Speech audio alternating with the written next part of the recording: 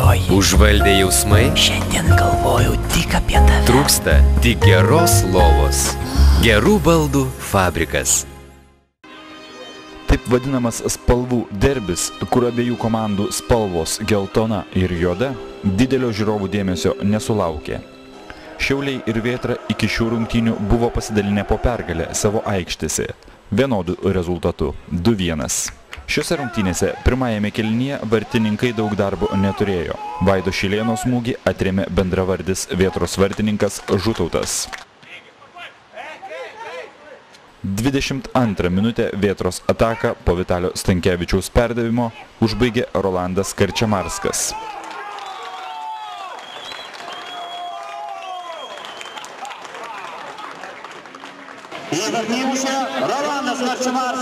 Gynėjai nespėjo prie Vėtros puolėjo, kuris išnaudojo šią progą.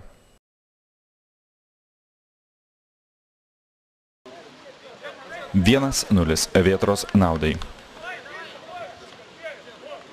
Pirmoje rungtynių pusėje daugiau pavojingų momentų nebuvo, galbūt išskyrus šį baudos smūgį.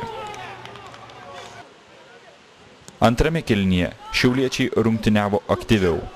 Gediminas Butavičius buvo pirmas prie kamuolio, tačiau pergudrauti vartininko nepavyko.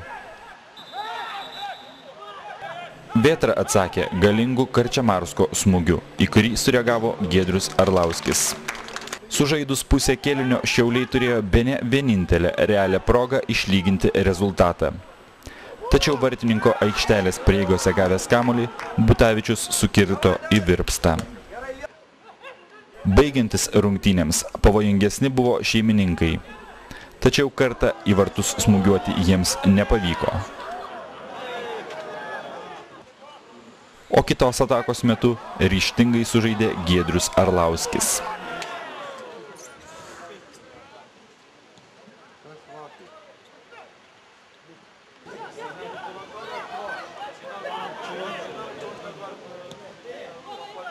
Prieš pat finalinį švilpuką antra geltona kortelė buvo parodyta Šiaulių kapitonui Deividui Lunskiui,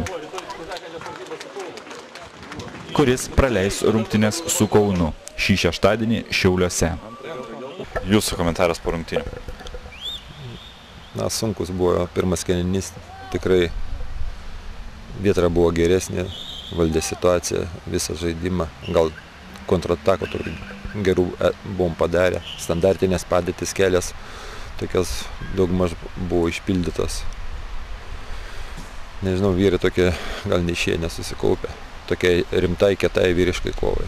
Antrą kėlinį per pertrauką pasišnekė, antrą kėlinį išėję tikrai jau kovingai nusiteikę laimėti šias rungtynės. Nepavyko, išlyginti rezultatą norėjom po to, bet nepavyko. Raudona kortelė buvo parodyta Deividui Lunskiui. Ar sunku bus be jo žaisti prieš Kauną? Sunku. Netektis Deivido tikrai bus sunki mum komandai. Tuo labiau, kad dabar iš rinktinės grįžę žaidėjai taip pat nėra geros formos tiek Lukoševičius, tiek Arlauskis Davidas. Gal Giedrius Arlauskis vartuose stabiliai stovi. Džiaugiamės, kad iškovojom 3 taškus, bet kaip parodė varžybos, tai buvo labai sunkios varžybos. Bet, kaip minėjau, džiaugiamės 3 taškais ir tiek. Su Šiauliais jums visada rungtynės baigėsi, sakykime, kortelėmis ar, sakykime, taip įdomiai? Visada su Šiauliais, nežinau, paranki mums komanda, bet vyksta tikrai įtempta kova iki paskutinio švilpuko ir tik tai taip nustebino Šiauliai, kad žaidžia labai protingai ir drausmingą futbolą. Neturi garsių pavardžių, bet kaip komanda, žaidžia kaip komanda ir su jie visą laiką labai sunku mums žaisti. Ypač dabar tikriausiai, kai pas jūs garsių pavardžių šiek tiek sumažėjo. Nes visą laiką sakiau, kad ne pavardė žaidžia, žaidžia 11 prieš 11 ir kiekvienose varžybose reikia įrodinėti, kad esi geresnis ir Ar tai, kad netekote kelių žaidėjų, kurie išvyko žaisti kitus klubus, komandos tikslai kokie dar nesikeičia? Dar daug varžybų, bandysim vytis pirmaujančias komandas. Taip, kad pažiūrėsim, kaip seksis čia mums toliau, bet sakau, tikslai išlieka, kad kitais metais dalyvaut kokioje nors UEFA taurėse, taip kad, kaip pavyks, žiūrėsim.